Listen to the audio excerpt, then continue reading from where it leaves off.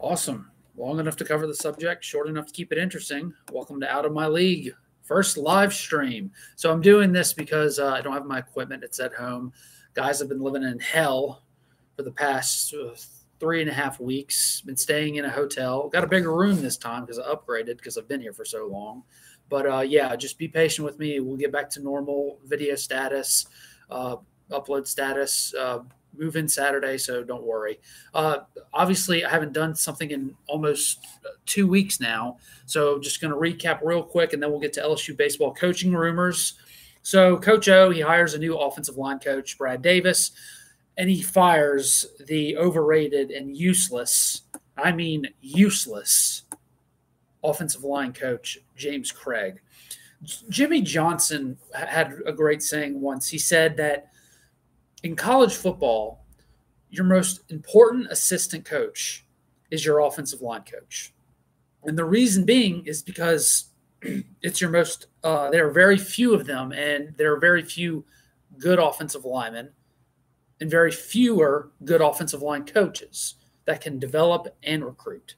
That's why I don't understand people bitching and moaning about, Brad Davis's salary. And to me, the O-line coach should be your third highest paid assistant behind offensive coordinator, defensive coordinator, because offensive linemen are few and far between, good ones at least, SEC caliber ones. And there's so many kids nowadays that want to be wide receivers, quarterbacks, defensive backs, linebackers, that you're seeing fewer and fewer great pass rushers, interior linemen, and especially offensive linemen. You see it in the NFL, even in drafts. Now, this year was different, but your offensive line coach has to be your most important stable position on your coaching staff. So I have somehow Coach O found a way to upgrade his offensive line coach, arguably the most important, or at least third most important coaching assistant on his staff in less than 24 hours. Players love him. He can actually recruit, which is something James Craig was useless at. And he can actually develop offensive linemen. And he's a Baton Rouge native, so you may have him. He may be a lifer. He may be a lifer for LSU. So good get. So LSU wins the regional. They beat Oregon. Look, I always tell people this.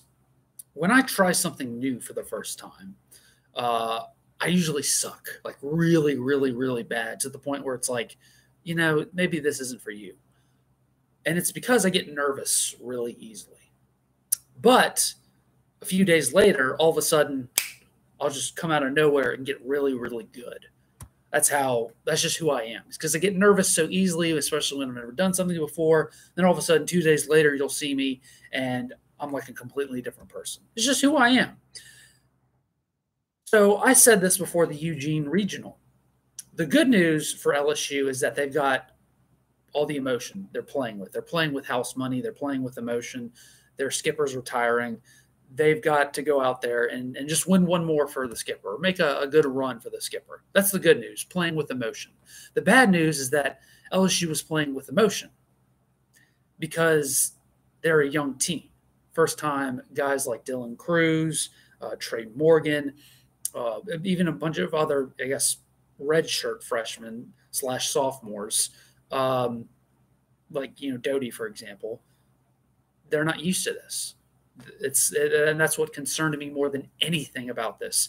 That's why you had guys like Dugas and Bianco and Gio, hitting that RBI to win the game against Central Connecticut State, which I didn't know Connecticut was big enough to have a Central. But moving on.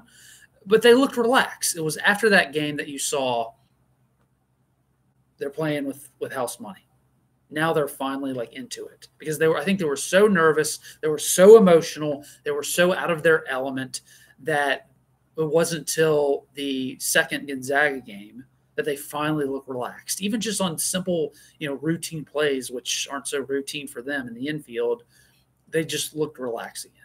And I'll recap the Tennessee matchup tomorrow for tomorrow's episode, but let's get to the headline. Who the fuck will be LSU's next baseball coach? I'm starting to get worried, because the reports are now out that Kevin O'Sullivan, LSU's moved on from him. LSU's just not interested in him. And I heard it was because the LSU Board of Supervisors they just weren't approving all the off the field stuff that O'Sullivan was dealing with. I have no problem just saying what the rumors are. You probably know what they are, but there are also reports. Kevin O'Sullivan was having an affair with a booster's wife. That booster, the husband of that booster, or no, excuse me, the booster, who is the husband of the wife he was having an affair with, killed himself and his children. And supposedly this isn't the first time that Kevin O'Sullivan has had a outside of marriage affair. But this time it just all hell broke loose. So I think really I just don't see how you can approve that hire. I don't want anything to do with Kevin O'Sullivan. I understand he's arguably the best pitching coach in college baseball. I just don't care. I don't want him anywhere near LSU representing the university, and I don't blame LSU for saying no. But Schlossnagle at TCU, he's out because he's now the A&M coach. Personally, I never loved that hire for LSU. Seemed just kind of meh. Just felt like a guy sort of, he's younger than Mainieri, but felt like he was taking a slide towards Mainieri's point in his career without, I guess, all the neck injuries and stuff. Kendall Rogers, D1 baseball reporter, obviously he's well tied to all SEC programs. He's reporting that Tennessee Volunteers, they feel pretty good about keeping Tony Vitello, seeing as he turned down A&M. A&M was hot on his trail, and they just were like, oh, I think Vitello just ultimately said, look, money's not enough, and A&M baseball obviously doesn't have the prestige that, say, an LSU baseball does, but I don't know. I mean, the TCU coach Schlossnagle said indefinitely that, yeah, I'm never leaving TCU, and then he goes to A&M. So maybe this is a sign that Vitello is actually interested in LSU. Maybe it's sort of bait and switch where he's using A&M to get more money out of LSU because that's the real job that he wants. Kind of like what Herman did to LSU, where he says, yeah, I want to come to LSU. I'm interested. And then he's like, no, I really just want the Texas job all over again. Cliff Godwin at ECU, he's the former LSU assistant that I've heard all the former LSU players want. From Ronnie Rance, who's publicly stated he wants Cliff Godwin, says he's the right fit. Heard a bunch of other people personally who have told me that they think Cliff Godwin is the right guy for the job. Now I'm hearing, though, Mike Bianco at Ole Miss. So the editor of Tiger Rag magazine, Ron Higgins, a guy I used to work with, he was on our show this morning on RP3 and Company here in Lafayette, 103.7 The Game, which is my new job for those of you who don't know.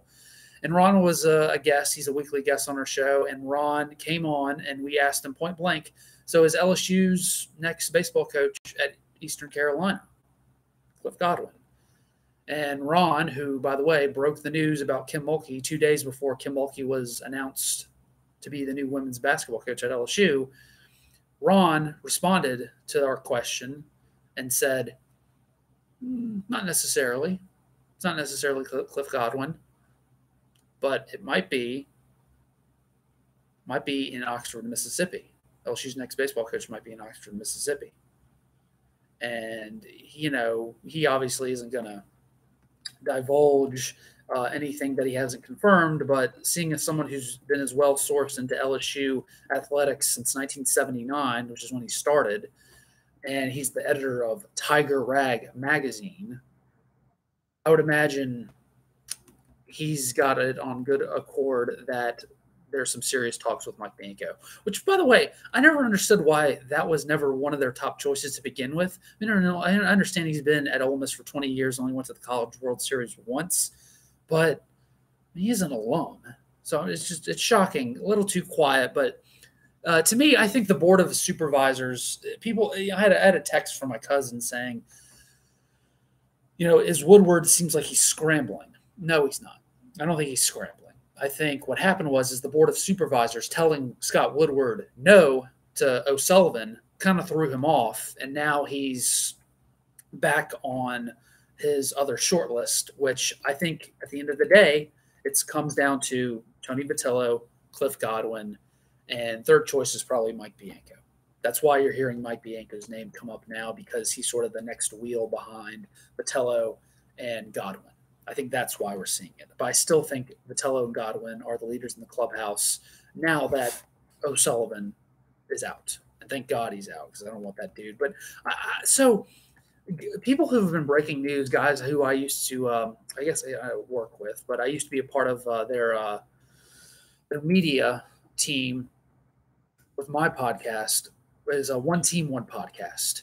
Now, probably some of you know them or follow them on Twitter, but they've been breaking a lot of the news, and they said this morning that Pat Casey has some smoke to it. Pat Casey, the Oregon State head coach who won 3 national championships. Fuck that shit. This dude is the same age as Paul Mainieri. He's been retired since 2018. He went out winning a national championship in 2018. I get that. But here is a quote from Pat Casey when he was announced his retirement. Let me see if I can pull it up here. This was after Casey announced his retirement. He says, "There's times I feel like I want to be in the dugout. There's times I'm thankful I'm not in the dugout. I had been a head coach for 31 years, and when we got back from the World Series, Oregon State, there was a piece of me that just felt like I'm not sure I can do this at the same level with the same energy that I had done it before. And if I can't, I'm not going to do it because that's unfair to our players." Fuck that. You're going right back to, that sounds like what Paul Mainieri just said. No. Now look, I know the guys at One Team, One Podcast, obviously, somewhat of a working relationship with them, former working relationship with them. I trust that they're probably hearing good sources. I'm not questioning their sources or anything, because clearly they know people. But I think what this is LSU's not so much interested in Pat Casey as Pat Casey might be interested in reviving his career or whatever. Maybe he's maybe an agent somewhere interested. Maybe an agent is leaking that out to LSU, and maybe they're just asking Pat Casey for recommendations. I don't know, but I don't personally. I don't buy it. I think One Team, One Podcast has good sources, and their sources told them something accurate, but I don't know how. No, just fuck it. No, Pat Casey. No, sorry. Now the fans all either want Vitello or Godwin. So Mike Bianco would be my third choice for me personally. I've said before, I think Godwin is the best fit. He's not the sexiest hire. He's the best hire. He's the guy he was a catcher. It's kind of like the point guard or the quarterback for a baseball team. He graduated, Godwin graduated magna cum laude and a bachelor's of science, and then got a master's degree at ECU. So the dude's really smart. He's got the right mindset to handle the job that is LSU. He can handle the monster of the program. You can tell nothing really gets to him, but you can also tell he's the smartest guy in the room, but doesn't want to let anyone know it. You like those kind of guys. With Vitello, I would have zero issue with him. Again, I think those two are neck and neck as far as my favorite. As far as also to get the job, Vitello, I think, would be obviously the sexier hire for a lot of reasons. He's been in SEC school, did wonders at a program that hadn't won crap in the SEC ever. And he's also the better recruiter and pretty damn good coach, I'd say. But the only reason why I'm saying I'm leaning towards Godwin is simply because Vitello seems like a bit of a hothead at times. And, Saban's a hothead, and he can handle the pressure. But my only question with Vitello, and I have questions for Godwin, is can he handle the pressure? Can he handle LSU baseball? He seems like a confident guy. But, yeah, former players, old and young, have expressed that their support for Cliff Godwin. PLG, we have a comment. I wasn't expecting this, but all right. I really want Bianco. He's a great coach, perfect for LSU, but is he willing to leave Ole Miss? Yes, he would be willing to leave Ole Miss because LSU's his alma mater. Also, he would have a chance to actually coach his son because Drew Bianco has one more year of eligibility. So yeah, he would absolutely leave Ole Miss for LSU. This is he's from Delaware actually, I think. Yeah, he's from Delaware originally, but yeah, he played at LSU, coached under Skip. No, this is his dream job. He's modeled his entire program at Ole Miss simply um, like exactly to a T to what Skip taught him as a player and as a coach. What Skip did at LSU when he first got to LSU, that's what he's done at Ole Miss. Now, haven't had the success, but yeah, no, absolutely, he would leave Ole Miss. He's my third choice.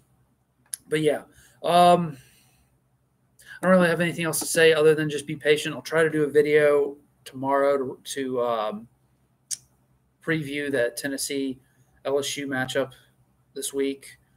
And then Saturday, I'm moving to my apartment. So pretty excited. And then we'll get back to a normal schedule. So thanks for listening. Thanks for watching. Like, share, comment, subscribe, all that shit.